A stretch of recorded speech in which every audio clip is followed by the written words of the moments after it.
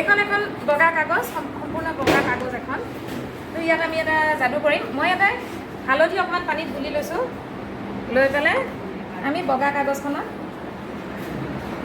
Magic কাগজখনত কিন্তু একো নাছিল। আচ্ছা হালধি এইখিনি দি দিয়াৰ লগে লগে কি হ'ল? থেংকছ। আৰু প্ৰথমতে ইয়াত কি আছিলে? আছিলে কিবা এটা আচ্ছা, এইটো ইয়াতে মই হালধিখিনি সানি দিয়াৰ লগে লগে এটা থেংকছ লিখা গ'ল, যিটো মই আপোনালোকক ক'ব বিচাৰি আছোঁ এই 5 দিনৰ কাৰণে। থেংকছ। তো এইটো হ'ল কি কৰিলোঁ আমি ইয়াত, এইটো যদি দেখুৱাই ল'ৰা ছোৱালীয়ে অকণমান চিন্তা কৰিব। হা অঁ নিজে নিজে আহি গ'ল, আপুনি চাব লাগিছিলে ছাৰ। বগা আছিলে, মই হালধি আহি গ'ল। এতিয়া কথাটো হ'ল ইয়াতে কি যাদু হ'ল? যাদু মানে চায়েন্স। কি চাইন্স? যাদুতেইতো চায়েন্স আছে হয়নে? চায়েন্সতে যাদু, যাদুতে চায়েন্স। ইয়াতে কি যাদু আছে বাৰু? আপোনালোকে কি আছে বুলি ভাবে? ইয়াত আগতে আপুনি এচিডে লিখি লৈছিলে। আচ্ছা, ইয়াতে আগতে মই কিহেৰে লিখিছিলোঁ? এচিডেৰে লিখিছিলে। এচিডে লিখিছিলে। মানে এচিড থকা কিবা এটা পদাৰ্থ লিখিছিলে।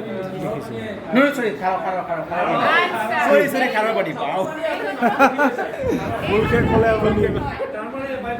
তাৰমানে এইটো এই তেনেকুৱা বস্তু যদি আমি বগা চাটনি দি থাকোঁ, যদি আলু ভাজি অকণমান কৰি চাটনি ধৰিলে চাবোনত খাৰত থাকে আৰু আলু ভাজিখিনি হালধি আছিলে। হালধি আৰু খাৰৰ মাজত বিক্ৰিয়া হয় বগা ভাজি। আচ্ছা, ইয়াতে এইটো মই চাবোন পানী বা চাৰ্ফৰ পানী ঘনকৈ গুলি এডাল হেৰি দি ইয়াৰ বাক্সেদি ইয়াতে থেংকছ বুলি লিখি শুকাই দিছোঁ। শুকুৱাই দিয়াৰ পিছত একো চিন নাথাকে, আপুনি একো ধৰিব নোৱাৰে। তাৰপাছত যেতিয়া হালধি পানীখিনি ইণ্ডিকেটৰখিনি মই দি দিলোঁ, খাৰৰ লগত হালধিয়ে বিক্ৰিয়া কৰি কি কৰিলে? ৰঙা হ'ল। এচিডেৰে কৰিলে হ'বনে? নহ'ব। কাৰণ এচিডত হালধিয়ে কাম নকৰে, বেলেগ বস্তু দিলে হ'ব, কিন্তু হালধি দিলে থাকিব। এইটো এনেকৈ থাকিব, এইটো একো নহয়। এইটো নোহোৱা চাওঁ, যিটো ফিজিকেল কেৰেক্টাৰিষ্টিক। ধৰ্মটো ফিজিকেল মানে কি? ভৌতিক ঘটে, যিটো আমি বাহিৰৰ পৰাই গম পাওঁ, তাৰ কোনো কেমিকেল টেষ্টিং নকৰোঁ। এতিয়া এইটোৰ কাৰণে আমি কি কৰিব পাৰোঁ যে বস্তুটো টেষ্ট কৰি চাব দিব পাৰোঁ। যিহেতু সোৱাদৰ কথা আছে, বস্তুটো অকণমান ল'ৰা ছোৱালীক টেষ্ট কৰি চাব দিব পাৰোঁ প্ৰত্যেকটো বস্তু। কিন্তু ইয়াত এটা কথা আহিল, প্ৰত্যেকটো বস্তুৱেই এডিবল হয় নে নহয়, খোৱাৰ কাৰণে উপযোগী হয় নে নহয়।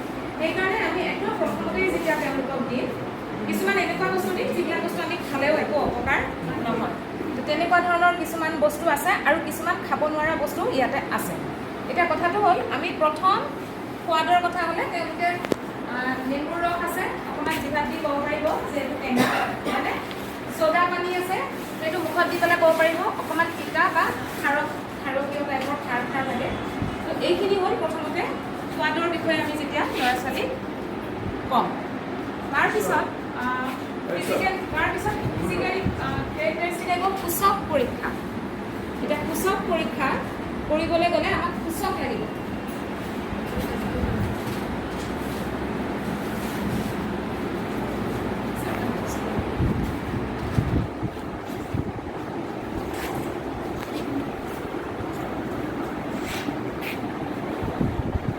আৰু গেছৰ মাজত পাৰ্থক্যটো উলিয়াব।